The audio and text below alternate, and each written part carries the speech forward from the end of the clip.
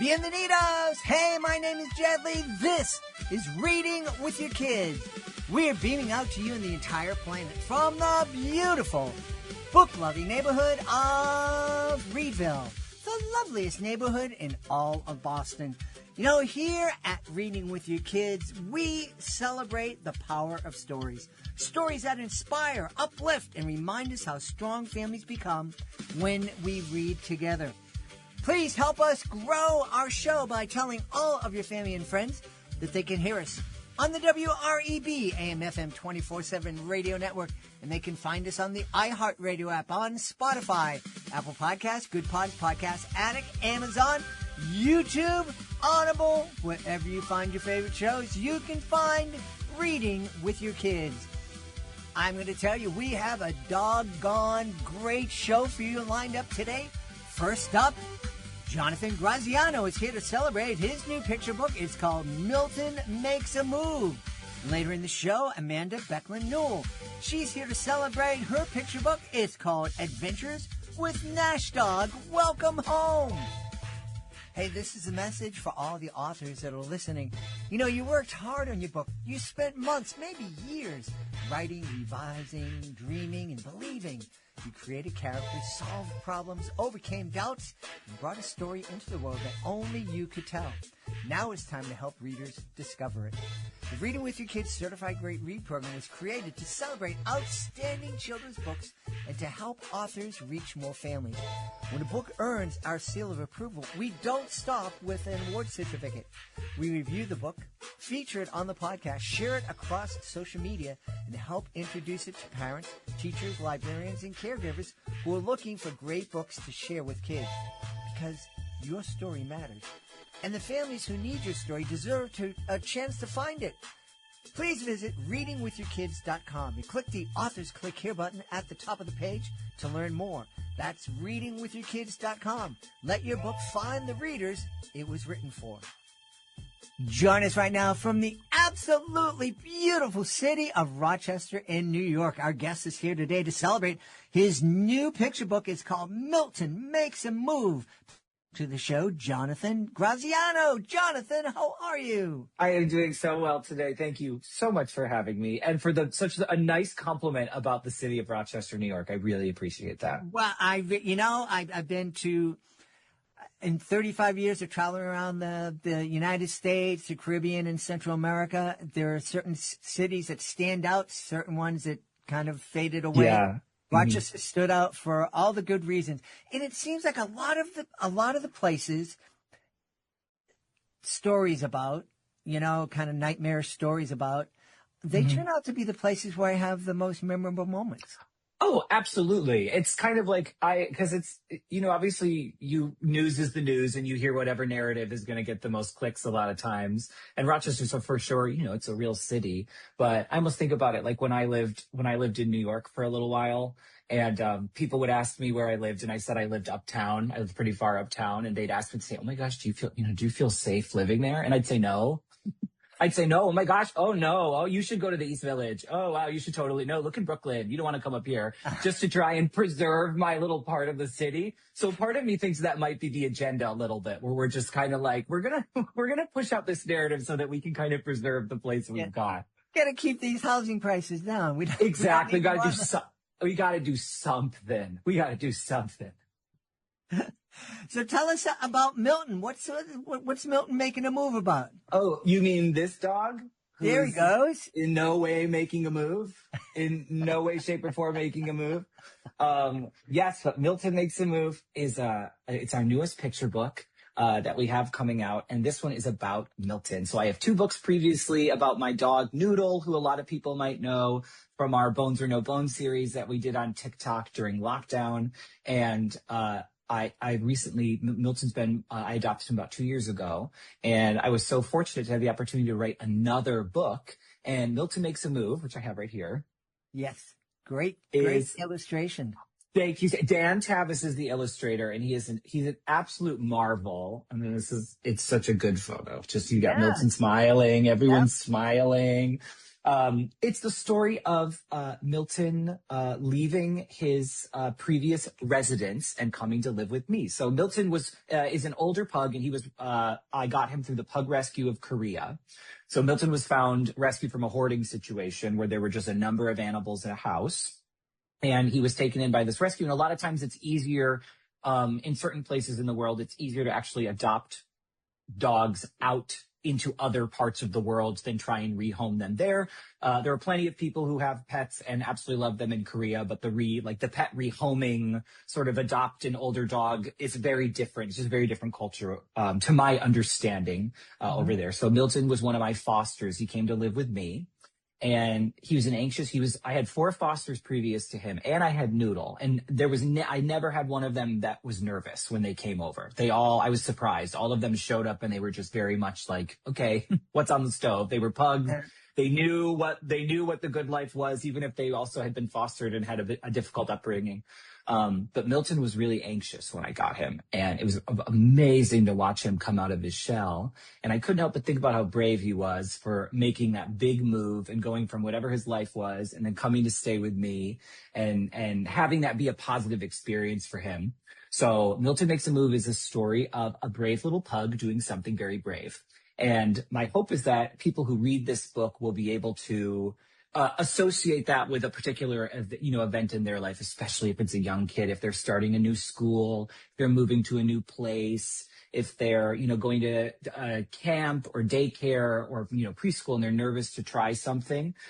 Milton Makes a Move is the story of, it's a story of a little pug who has the opportunity to find a family of his own. And he's very excited about it, but he's also a little nervous because what if it's not what he wants it to be? And what if, change is actually very difficult?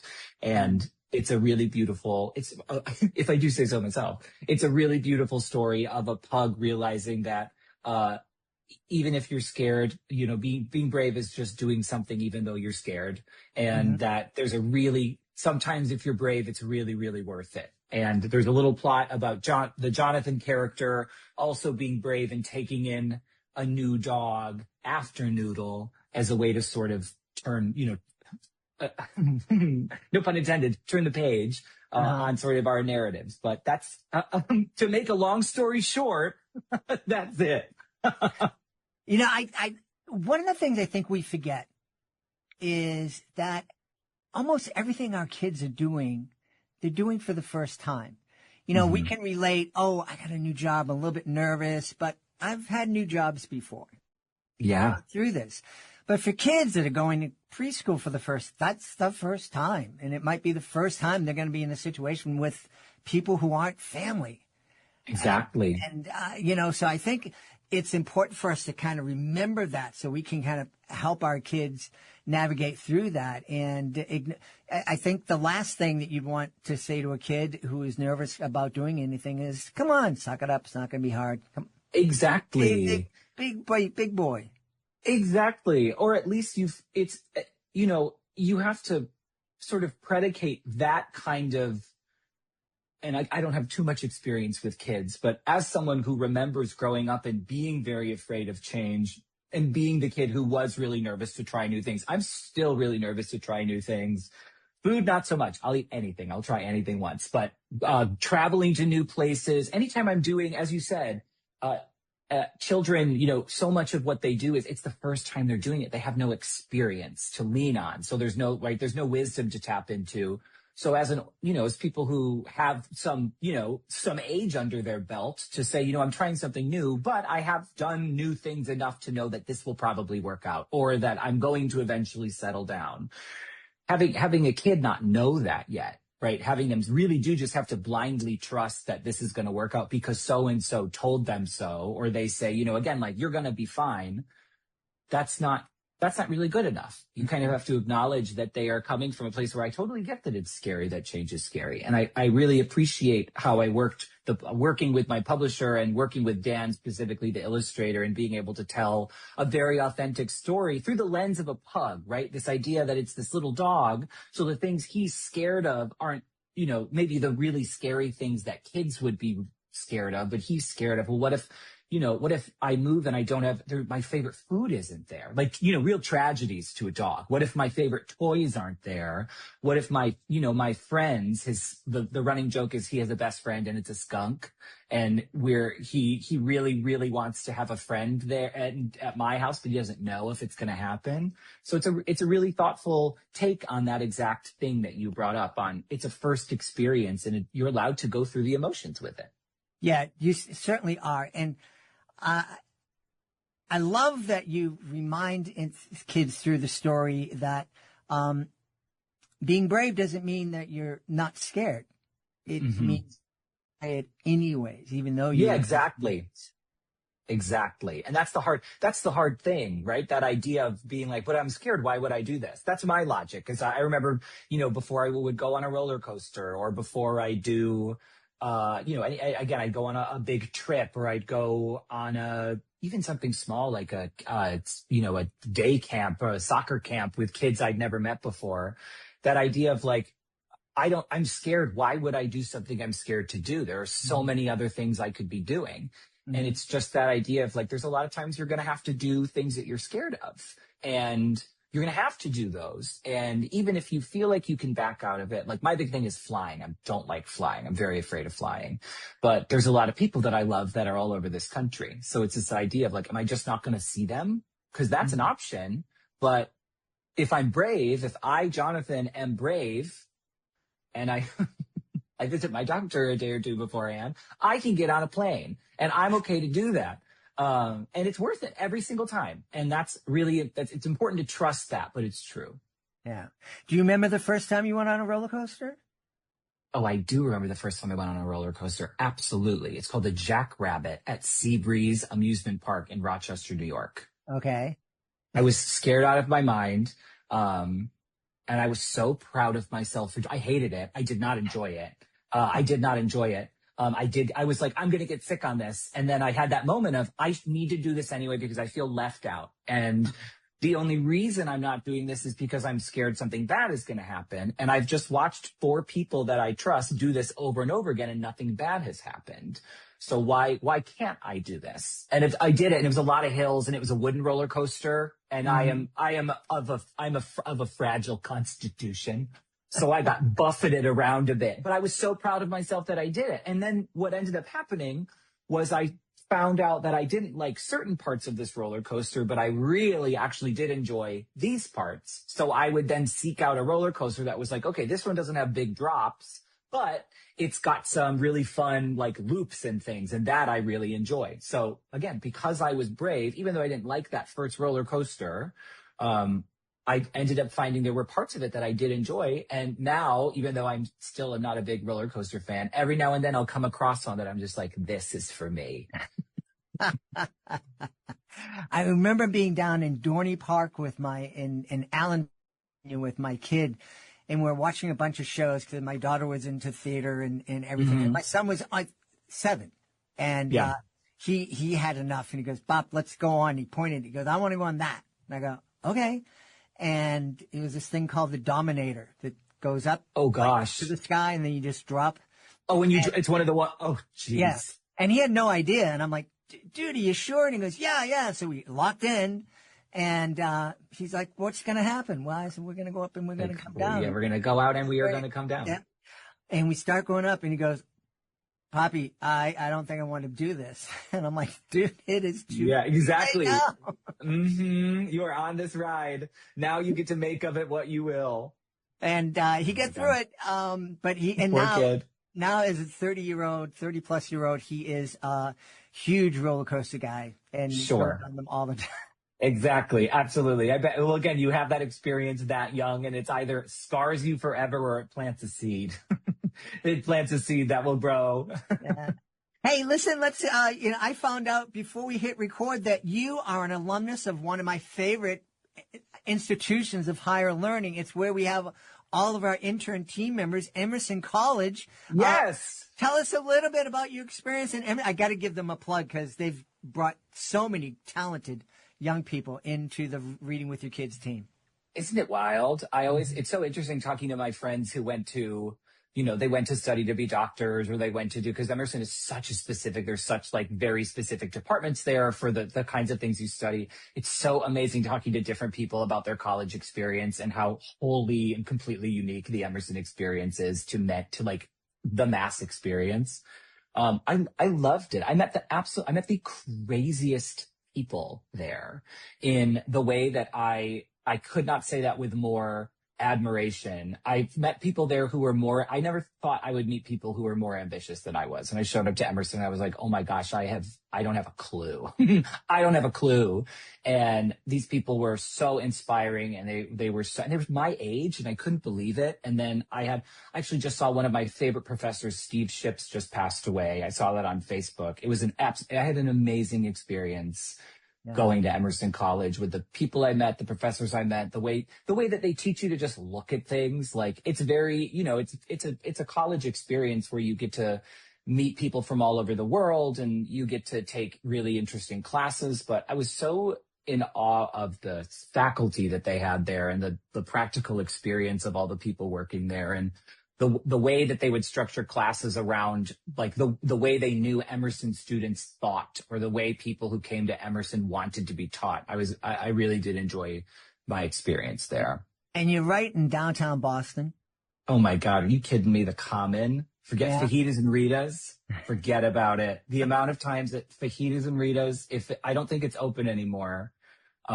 Which I mourned. I mourned the loss of fajitas and Ritas. But it was the perfect place to go to college. Like, Boston is to this day, it's one of my absolute favorite cities I've ever been to.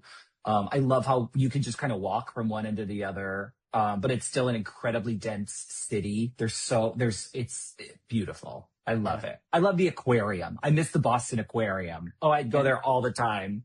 I go there all the time. We got in for free to a lot of those places. Yep. Our current intern, Ella, incredible. She's just a great example of all the students that have come through. I saw a piece on 60 Minutes featuring this global educational expert, Andres Schlesinger. I butcher his name all the time. And so I said he'd be great to get, but that would be an awful lot of work. And I just said to Ella, hey, Ella, here's this guy. Here's his company over in France, his organization over in France. See if you can get us came back a week later. Yeah, we're going to do it. And got the research. Unsurprising. And he came on. It was a great interview. The clips are blowing up on social media. And all because Ella, and she took it.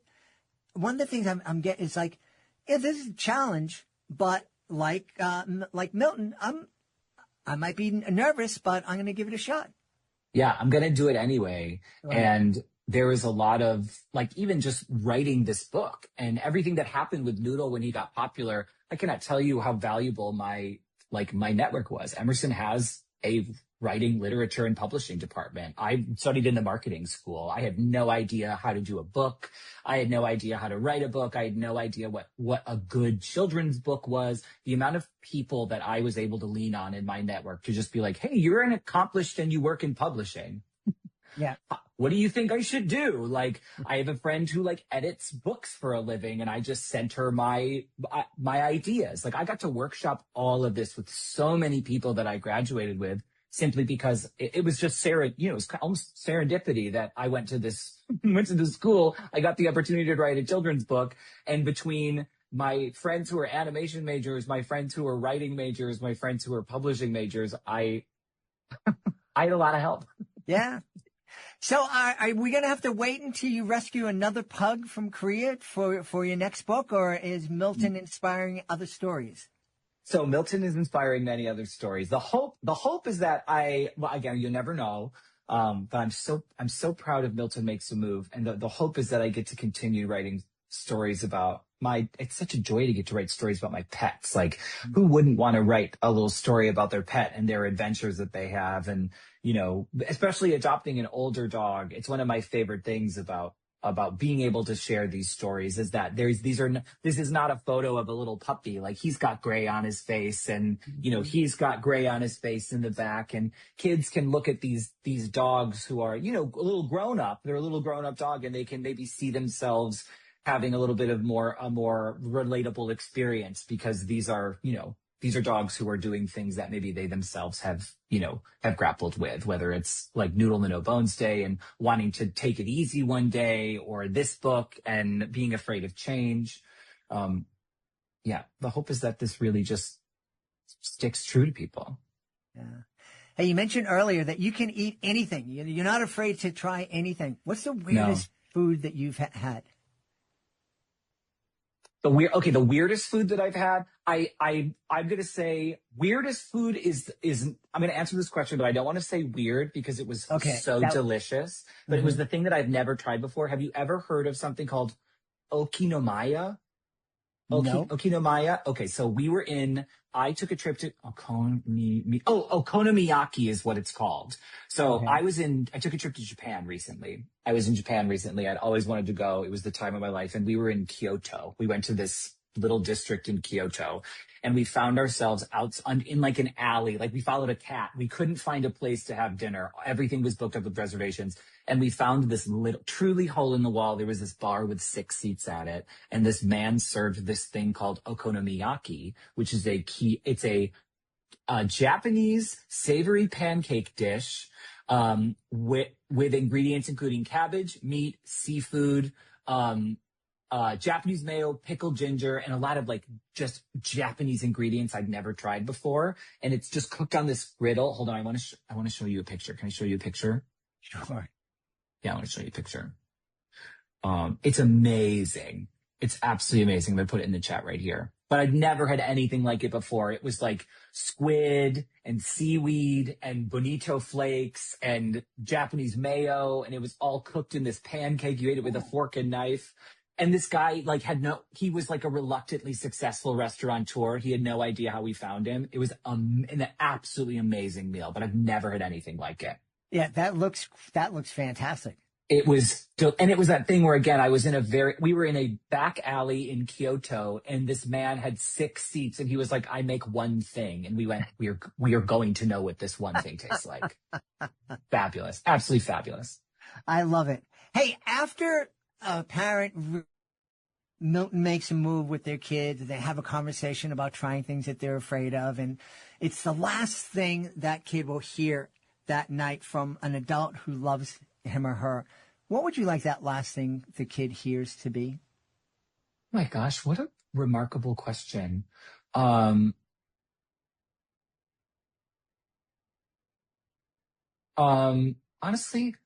I would just love a little. I think reassurance is a really good thing. Like, even if a parent just said, like, you did good today, or, I'm proud of something that you did today, to show an example of something that they showed up, and to kind of showcase that you are watching them along their journey. And I don't have a lot of experience with kids or raising kids, but knowing that someone is letting you as a kid grow up independently and not be too controlling and too micromanagey, but then at the end of the day to kind of do a quick, like, I've had my eye on you and I saw what you did. And I thought that was, whether you played with someone on a playground who didn't have a friend, or you again tried a new food, or did something brave, having the opportunity to have a parent really acknowledge that. I think those are the things that kids remember for a really long time, are moments that they made their parents proud. Yeah, I love that. Hey, tell us where we can go to find out more about Milton Makes a Move and find out more about you, Jonathan. Well, if you want to learn more about me, you can check out my social media pages, where it's at John Graz on TikTok, or you can go to at Show Me Nudes, NOODZ, on Instagram. Very, very important delineation there. It was really funny. We did a show with Noodle. We did a Noodle show, and we sent an email out from Show Me Nudes, and Google blocked it for profanity. And we were like, oh, of course, that was, oh dear. And then Milton Makes a Move comes out on August 4th. This book comes out August 4th. It's available for pre-order absolutely everywhere right now, anywhere online. If you have a local bookstore, that you like to go to, it would mean the absolute, and you wanted to pre-order it through them, it would mean the world, and they didn't have it if you asked. Otherwise, it's available everywhere. It's on barnesandnoble.com, amazon.com. You can go right to simonandschuster.com. Again, it comes out August 4th. I'm so proud of this book, and I was so keen to write something that people didn't have to know anything about social media or anything about Milton or even have a dog to be able to take something away from these little stories. And I really think this one is very special, and I hope people who get it absolutely love it. We've had a wonderful time speaking to the author of Milton. It is a brand new picture book from our guest, Jonathan Graziano. Hey, Jonathan, thanks so much for being on Reading with Your Kids. Thank you so much for having me. I sincerely appreciate having the chance to talk to you. Hey, my friends, I want to tell you about a coffee company I recently discovered that really lines up with the values we talk about right here at Reading with Your Kids. It's called Afrera Coffee Company, and they're doing things the right way. The coffee is sourced directly from certified Rainforest Alliance farms in Central and South America, with a big focus on farms in El Salvador. I love El Salvador. They work directly with local farmers, support sustainable farming practices, and even use recyclable and combustible packaging. Now, all of that would already make me feel good about supporting them, but honestly, the coffee itself, it's fantastic. You can really taste the quality. The beans are grown in rich volcanic soil and carefully roasted, so the flavor really comes through smooth, rich, and super aromatic. Now, whether you're somebody who loves a strong espresso to get moving in the morning, or you prefer a lighter roast while reading a good book, Afrera has something you're going to enjoy. And this is kind of beautiful. 5% of all their sales goes to charities helping conserve and preserve the great outdoors. So if you'd like to try coffee that tastes amazing and supports good people doing good work, head on over to afreracoffee.com. That's AFUERA coffee.com, and use the promo code READ to get an exclusive 15% off your order. And of course, when you use the code, you're also helping support the podcast. Great coffee and helping families grow closer together. I call that a pretty magical way to start your day. This episode of Reading with Your Kids is sponsored by Ramble Office. You know, before I tell you about Ramble Office, let me tell you about what travel used to look like for me. When I take the Reading with Your Kids studio on the road, it was like a lot. I had one box for the mixer, another case for microphones, a satchel for my laptop, cables everywhere. And I always felt like I was forgetting something. That's why Ramble Office really clicked with me. Rambo takes everything I used to juggle, tech gear, personal stuff, and puts it into one smart, great-looking unit that's designed to be a mobile office, not just luggage. Everything has a place. Everything stays protected. And when you get to where you're going, you're ready to work. Instead of digging through bags or repacking your life every time you move, Ramble keeps your setup organized and ready to deploy. Travel days stop being chaos and start being productive. It's sleek, modern, built for people whose work doesn't stop just because they're on the move. And if your job follows you, whether that's podcasting, teaching, consulting, or creating, Ramble is worth a look. Go to rambleofficeanywhere.com, all one word, rambleofficeanywhere.com. Use the promo code READ, R-E-A-D, and receive 5% off any product. It's exclusive for Reading with Your Kids listeners. Check it out today, rambleofficeanywhere.com, promo code READ.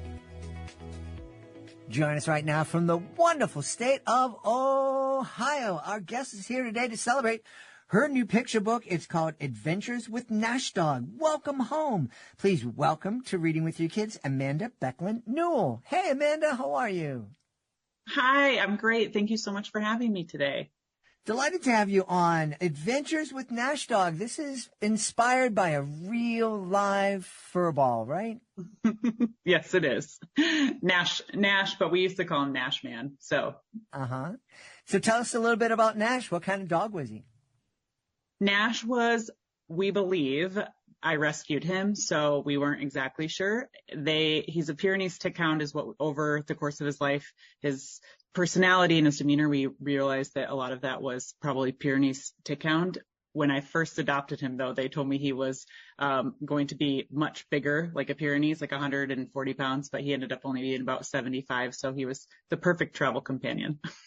Cool. Yeah, I love, we rescued a dog that it looked mostly like a beagle. Okay. But he was weird. He was great, but he was the weirdest dog I ever had. Just had a miserable personality. It was great to me. He loved hanging out with me. He loved my wife. When my kids, before they became adults, he loved them. But, let's go for a walk. No, I don't want to go for a walk. No, I don't. I just want to like. It was to the point we traveled, and I said to my buddy who loved dogs, and Augie knew him because he was over all the time. I said, hey, can Augie hang with you while we go to Panama? And my friend said, sure. And so when we got on the plane, went down to Central America, and I got a call when I got off the plane. He goes, hey, the dog won't stay here. He just cried all night. And I'm like, dude, I'm in Central America. I don't know what to do. I said, would you mind going over the house a couple times, walk him and feed him? And my buddy's like, no, it's right around the corner. I'm like, fine. And he preferred being by himself in the house, getting a couple of walks and fed, and as opposed to like being with people. Oh, that's hilarious. I feel like Nash was the opposite, but I do love when any pet, we got a dog, after we moved here, but any pet in general, and I think all your listeners can relate to this if they've ever had a pet, doesn't matter if it's a dog or not, but they have such fun personalities. Mm-hmm. Like cause to your point, they're all so different. Mm-hmm. And Nash loved people. He loved to travel. And the opposite of what you're saying about, Augie was that everybody, when I would travel, if Nash didn't come with me, he came with me on any road trip. He'd been to 22 states with me. Like, he's seen a lot of the Pacific Ocean, the Atlantic Ocean, the Gulf of Mexico, and the Great Lakes. So he was a big travel companion of mine. But if he didn't travel with me, my friends and neighbors would be like, I'll take Nash. Can he come? And he loved it. He was friends with everybody. So it was fun. Very cool. Nash sounds a lot like my daughter's dog. Who is just, we don't have grandkids. We have grand dogs. And Calvin's the closest, and he comes over and visits a lot. Tell me about the story we're going to experience when we read Adventures with Nash Dog, Welcome Home with our kids. This story is actually told through the eyes of Nash. So when you read the story, I have 2 kids of my own. They are now 5 and 7, and they love it because they picture Nash, right? Like, they picture Nash telling the story. So when you read the story, it's going to be told from Nash's perspective, and it goes through the process of Adoption Day. So this is the first book in what I'm making into a series of stories with Nash. So I want readers, family members to welcome Nash into their home, but also imagine what it's like if they have a dog or if they were to bring a dog into their home, right? So there's those silly nuances. You're going to have moments of, oops, the dog peed, because they're learning, right? And so there's a part in the story where he falls into the river, and that's a real life thing. He would not, when I got him, I lived in Colorado, and there was a little creek, and he would not cross the creek when I first got him for the life of me. We would go hiking, and he would not do it. And so there was a moment where he flopped into the creek, had like this little silly moment. And I remember when I was writing the story, I'm like, I have to include some of this because it's exactly what happened when I had Nash, and my kids think it's hilarious. So, and you get to go through that process. It's just the adoption day. I shouldn't say just, it goes through the process of the adoption day, and really talks about the love that a dog brings into your family, into your home, and all the adventures you can have with a dog. I think sometimes I have conversations with people and they're like, oh, I couldn't do that. And I'm like, well, it does require more planning, but it's very much possible to still adventure with or without kids, and having a dog. So I want families to see that and experience it through the story. Yeah. Yeah. I actually think it's probably easier to travel with the dog than it is with kids. I 110% now that I have kids. Yes. Now, I understand from your website that writing Adventures with Nash Dog was a bit of therapy for you. Yes, it was. I had always, since I'd had Nash, I always had wanted to share the stories and adventures.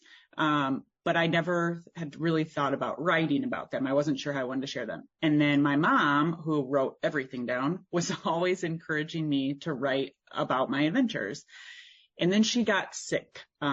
She came to visit us when we lived in Florida when I was having our second child. She came to help. And while she was with us, she got diagnosed with stage 4 lung cancer. And so we cared for her, and our toddler and our newborn. And it was a very difficult time in my life. And so after she passed away, unfortunately, Nash passed away about 7 months after her. And I just remember, one, thinking my mom needed him more than we did here. And I was like, I want to honor both of them and keep their memory alive for me, for my kids, and to really just also continue inspiring reading, because my mom read to me throughout my entire childhood, and we would discuss books as I went into school and college and beyond. We would always talk about books, but I decided that one day, finally, I said, I'm going to put pen to paper and really get all these ideas out of my head and onto paper. And I had no idea how therapeutic that was going to be in processing my grief. I felt like I'd been holding on to it for a while. So I started writing this story in 2023. So it was 2 years after we lost my mom and a year after we lost Nash.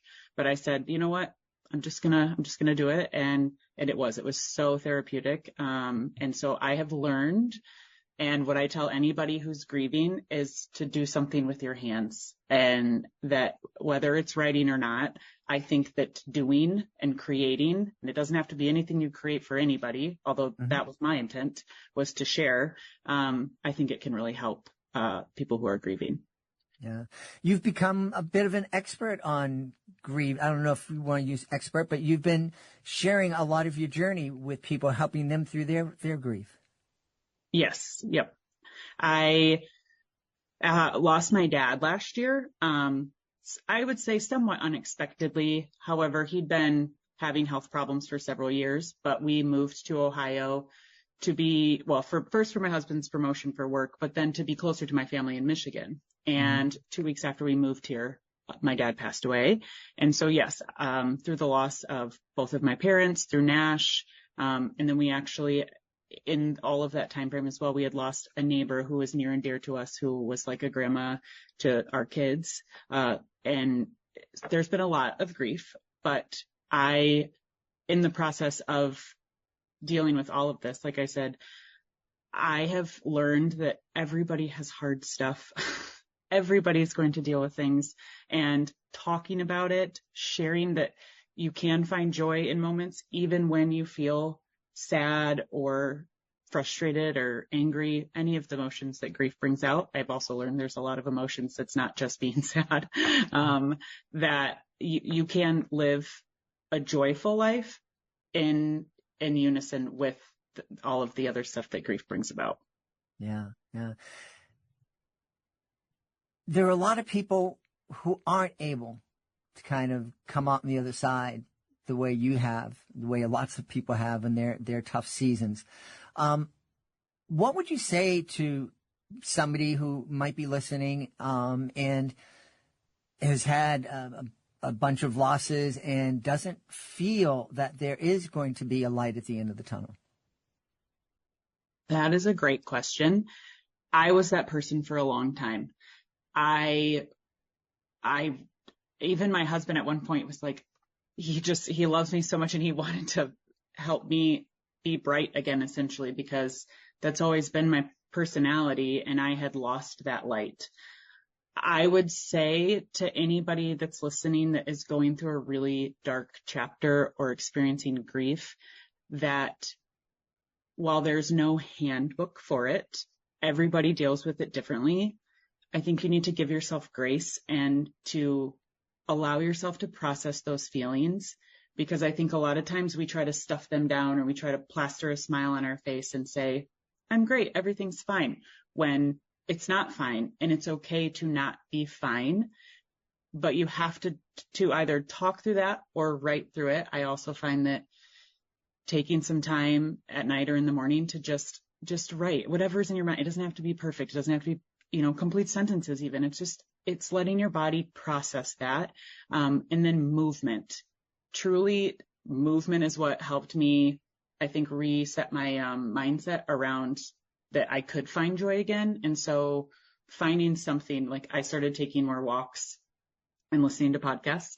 Mm-hmm. And through that process of doing that and then finding a workout program that was like helpful for me, I think that those things, and I didn't do it, I was super busy. I also work full time. And so to fit all of that in there, I was like, you know what, 20 minutes a day, because I didn't want to get up. I did not want to get off the couch. I didn't.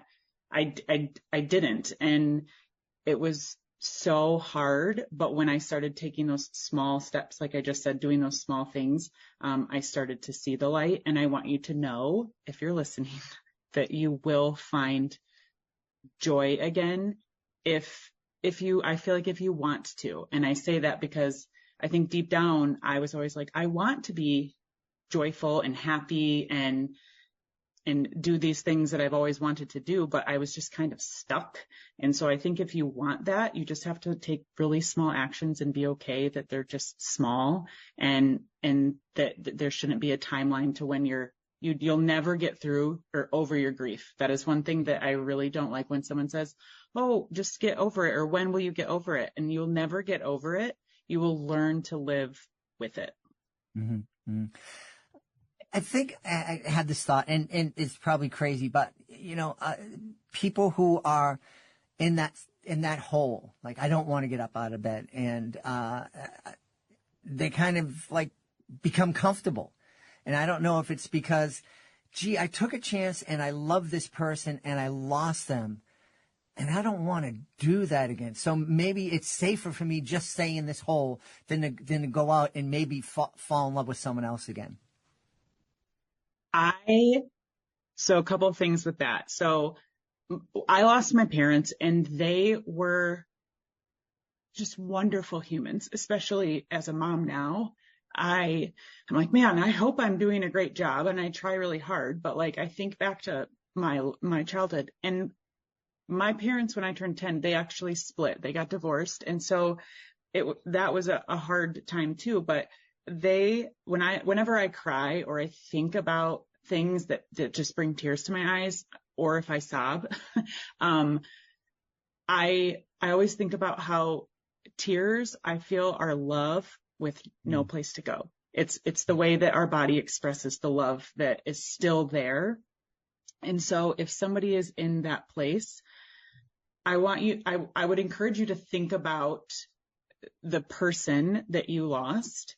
And I would hope that person would want to see you live the vibrant life that you're meant to be living, because we're all here on earth for a reason, and everybody has, I feel, wonderful things to add to other people's lives. And so it will feel hard, but I want people to think about, okay, I'm here for a reason, and I'm worthy of that. And I'm it's going to hurt, but I think that the pain that comes from all of that love is still worth living for, in my opinion.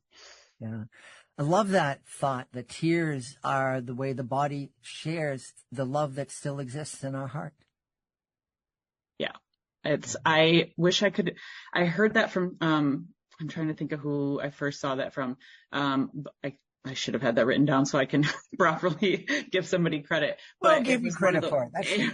It's one of those things, though, that I was like, this is exactly why I have all these tears. And I, 5 years later, I still cry. But a lot of times now when I cry, they're happy tears. They're tears that, and my kids, sometimes they'll say something and they'll say, oh, Mom, there's a butterfly. It's Grandma Shell. And I'll mention how that ties to the book in a moment. And then my daughter, who is 7, she'll say, don't cry. And I'm like, when I start to cry, and I'll say, oh, honey, those are happy tears, because that means Grandma Shell wants to be on this adventure with us, or Grandma Shell would have loved to have physically been here. And so she's here, in the form of a butterfly or anything like that. So yeah, the tears, I think, truly are. I think that it's love with nowhere to go. Yeah. And, you shared that your daughter sees you cry. And I actually think that's kind of healthy.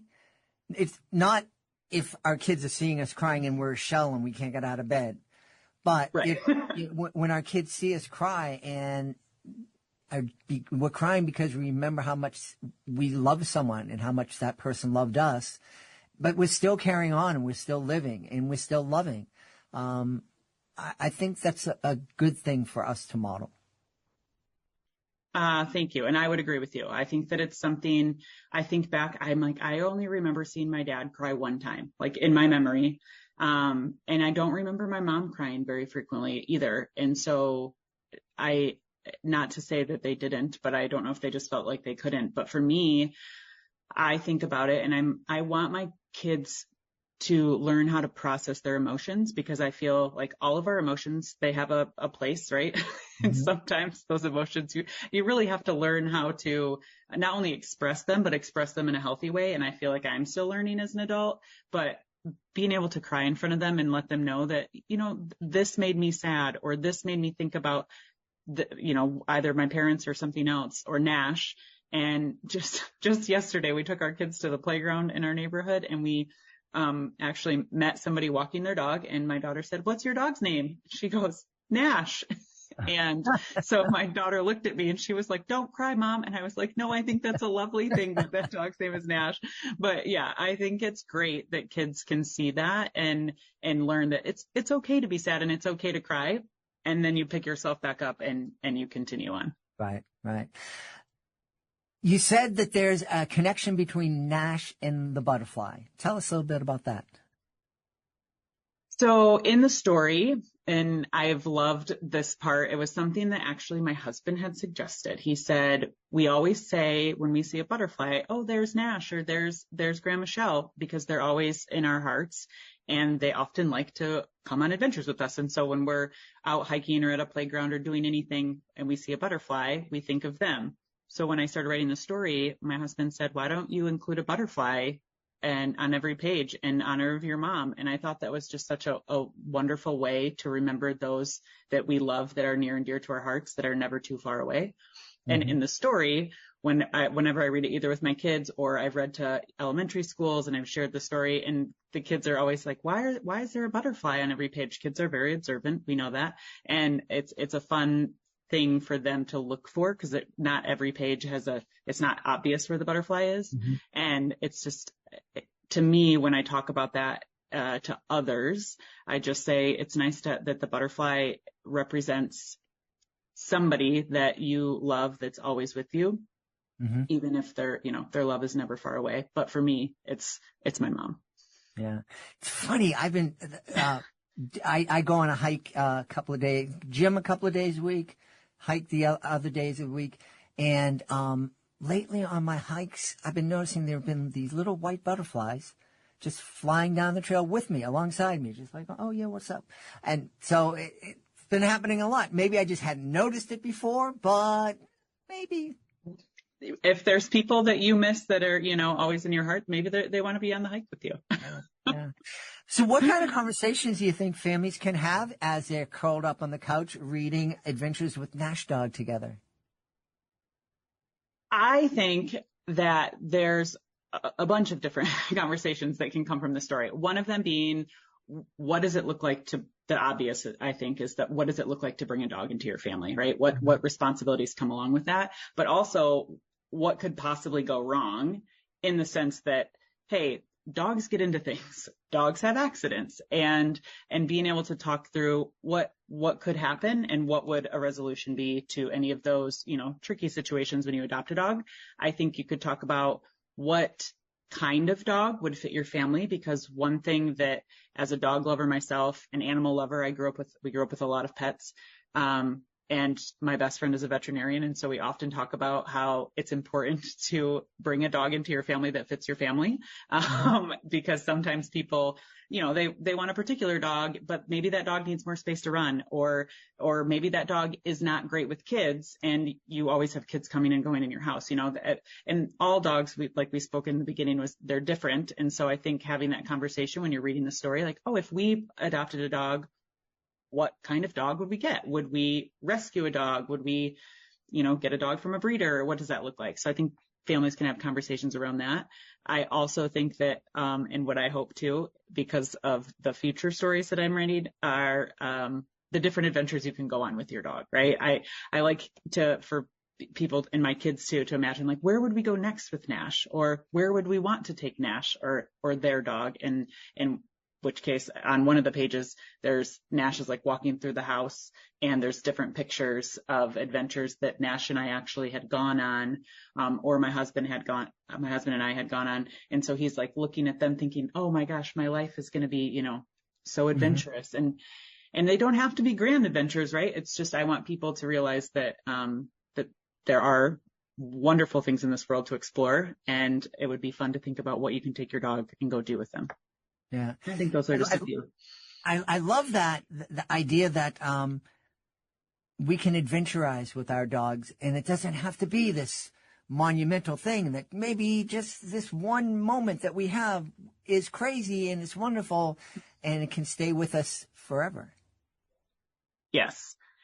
I think that for Nash and I had Nash when I was single before I met my husband, and Nash, some of my favorite memories with Nash, honestly, were like when I would get home from work, and when I lived in Colorado, after I got him, I worked for, a brewery, and I had a route, I was in sales, and he would ride in the car with me to my stops, and people, after they got to know me and Nash, they would always ask for Nash. They're like, where's Nash? And so, we would go, and he would always be with me. So when we'd come home, there was a really nice park right outside of where I lived, and we would just take a walk, come home, I'd make dinner, we'd play. And it was just a consistent memory. And without having him to take, like, that I had to take and walk every day, I think that would have been another chapter that would have been very hard, because I had moved somewhere in Colorado where I didn't know anybody at first.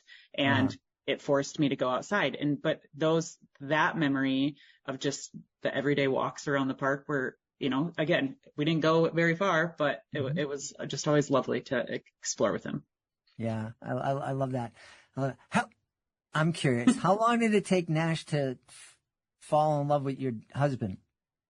Not very long, but I think, no, not very long at all. And I think it's because my husband, when he would visit, he would take him for walks and everything. And so he got to travel with us still. It wasn't like he was, pushed to the side. He was still right in the mix. Hey, we should tell everybody where they can go to find out more about Adventures with Nash Dog. Welcome home, and also find out more about you. Thank you. They can go to www.adventureswithnashdog.com is our website, and it will tell you a little bit more about Nash, and you can order signed copies from there. Our book is also available on Amazon, and it is also available on, I believe, currently Walmart and Barnes & Noble, like online, not in stores. Mm-hmm. And then if you're listening and you're local to the Cincinnati area, Bike Trail Books also carries it, which I love that a local bookstore brought it in, and so did Joseph Beth Booksellers. So I appreciate that they have it on their shelves. Great. We've had a great time speaking to the author of Adventures with Nash Dog. Welcome home. It's the debut picture book from our guest, Amanda Becklin Newell. Hey, Amanda, thanks so much for being with us. Thank you so much for having me. Have a great day. Hey, we hope you've enjoyed this episode of Reading with Your Kids, and will join us for the next exciting episode of the show. If this episode made you smile or gave you something to think about, please consider sharing a link to the show with someone you love. Leave a 5-star review, and of course, subscribe to the show wherever, I should say that again, subscribe to the show wherever you find your favorite shows. Also, we'd love for you to connect with us on social media, facebook.com/readingwithyourkids, at Reading With Your Kids on Instagram, at Jedley Magic on X, our YouTube channel, youtube.com/readingwithyourkids, and our website, readingwithyourkids.com. I want to thank the folks who made today's show so wonderful, starting with our guest, Jonathan Graziano. Please be sure to check out Milton Makes a Move. And we also want to thank Amanda Becklin Newell. Please be sure to check out Adventures with Nash Dog. Welcome home. Also want to thank my team, Daylene Rose, Advina Lopez, Chris Doherty, Ella Badier. Want to thank my beautiful wife for all the love and support she gives me. Most of all, we all want to thank you. Thank you so much for taking the time to join us today. And as always, thank you so very much for taking the time to make the world a better place, and you give your kids the best chance to succeed, and you do that every time you read with your kids. I'll be looking for you in the next episode of Reading with Your Kids.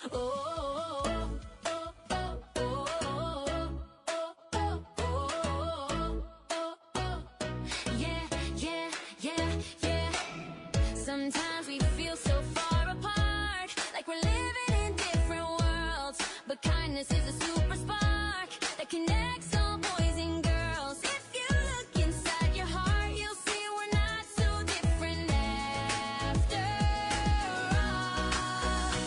Oh, we're gonna melt down the walls that separate. Kindness and love can always conquer hate. Real magic happens when we celebrate all the ways we shine. Together we're great. Together we're great. We all laugh in every language. We all dance in our own style. Let's hold hands and build a rainbow that can stretch 1,000,000 miles. One big team, come join the crew. There's room in this world for me and you. Oh, we're gonna melt down the walls that separate. Kindness and love can always conquer hate. Real magic happens when we celebrate all the ways we shine. Together we're great. Together we're great. Who's got the magic? We do. Who makes the change? Me and you. What breaks the wall? Breaks the fall. Breaks the third. We're gonna melt down the walls that separate. Kindness and love can always conquer hate. Real magic happens when we celebrate all the ways we shine. Together we're great.